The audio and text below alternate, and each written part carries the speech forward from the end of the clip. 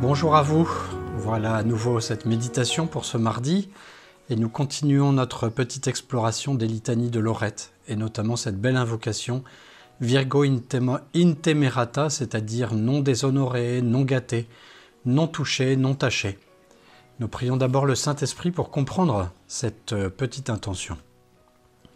Au nom du Père et du Fils et du Saint-Esprit, Amen.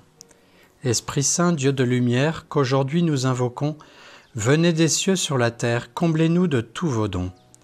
Soutenez-nous de votre force dans nos luttes de chaque jour contre le monde qui s'efforce de nous ravir à votre amour. De vos conseils que la lumière chaque jour rayonne à nos yeux, qu'elle nous guide et nous éclaire dans le chemin qui mène aux cieux.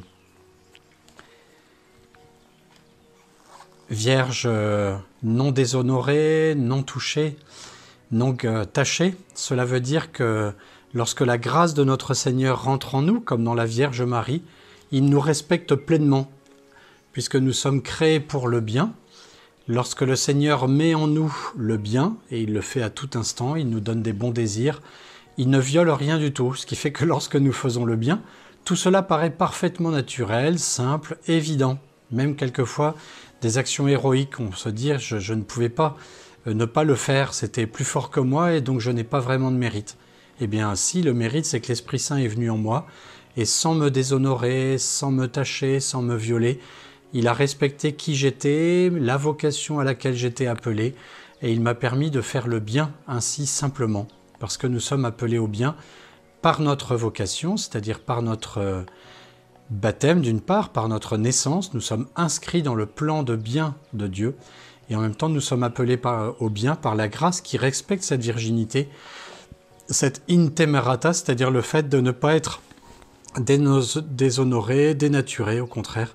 Plus nous recevons la grâce, plus le Seigneur intervient dans notre vie, plus nous serons nous-mêmes.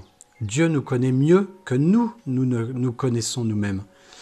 Alors aujourd'hui, comme petite résolution, ce que je vous propose, eh bien, c'est de voir le bien que nous avons fait et de reconnaître que cela vient du Seigneur et de le remercier, d'en rendre grâce pour le bien qui a été fait par nos mains et ainsi de reprendre confiance en nous, de continuer à garder confiance en Dieu et ainsi de remercier la Sainte Vierge qui elle a tout reçu et qui a gardé cette grande grâce en elle, sans aucun déshonneur, sans aucune intervention extérieure qui puisse la dénaturer.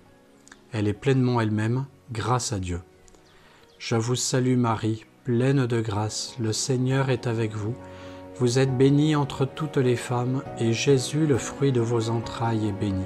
Sainte Marie, Mère de Dieu, priez pour nous, pauvres pécheurs, maintenant et à l'heure de notre mort. Amen. À très bientôt, bonne journée à vous, que Dieu vous bénisse.